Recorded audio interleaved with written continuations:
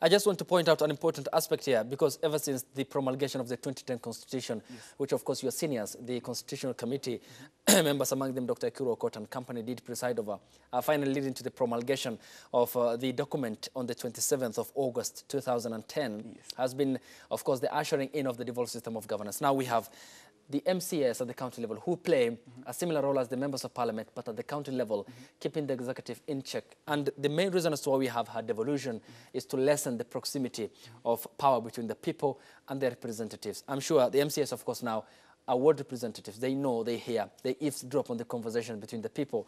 How comes they never pinpointed such situations? Because it appears to me and to the larger media fraternity that this is a case of deliberate ignoring of what has been affecting the people, because now these people come from wards that will, of course, wards that are situated geographically in a constituency that's situated in a county that's situated in a country.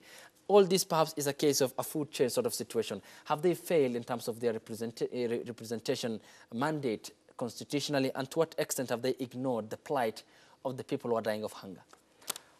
Talking of MCAs, I think our constitution is so good a document, but implementation of the constitution is the problem here. You see, the only time I've seen my MCA on the media or on TV is when he's either fighting the other one over parks, or they're going on a trip. And the next time I'm seeing him is on the campaign.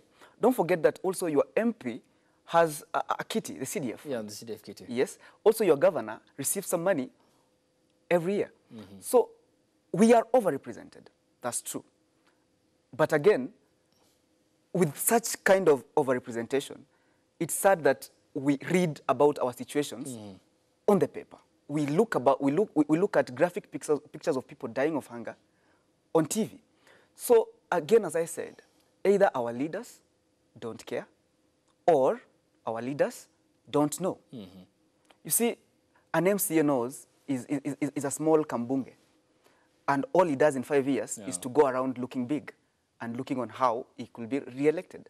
So maybe we have only politicians and no leaders, and maybe we are just pawns in a game of politics.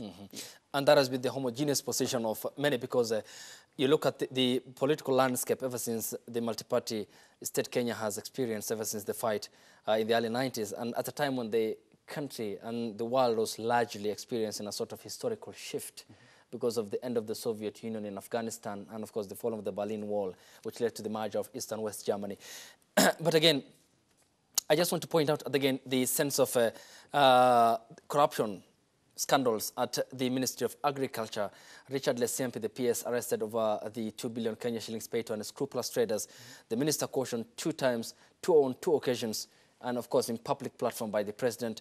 And you can see the president's facial expression not only then, but also during the recently concluded Kirinyaga conference on devolution.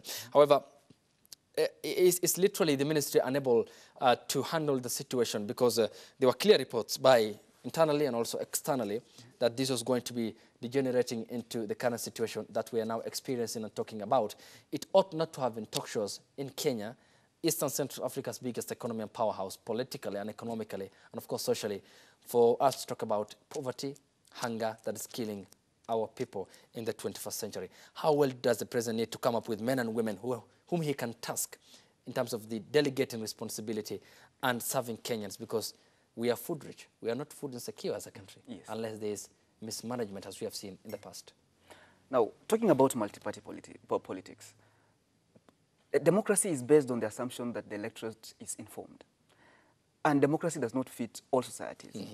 Every time during our elections, we go back to our mother tongue. We vote in our mother tongue, either, or we vote with our stomachs. And that explains the breed of leaders that we have. Now, about the government as it is, and the president bashing his appointed minister in public fora, it also points again a finger on the kind of leadership style of the president. You don't bash your appointee in public when you have weekly or monthly cabinet meetings. And intelligence briefs. Yes. This somebody you could just call and tell him you're working, the ministers or cabinet secretaries work under the pleasure of the president. If the president is mispleased about you, he can tell you, go home. So if you can't perform So it means, again, it goes back to our political fabric. We appoint our friends, relatives. You see, if it's your sister who's working under you, who you have more than just professional relationship, you can't fire her. Again, it clouds your vision as a leader when nepotism and friendship goes beyond business. So that's why the president even sometimes cannot discipline his own people.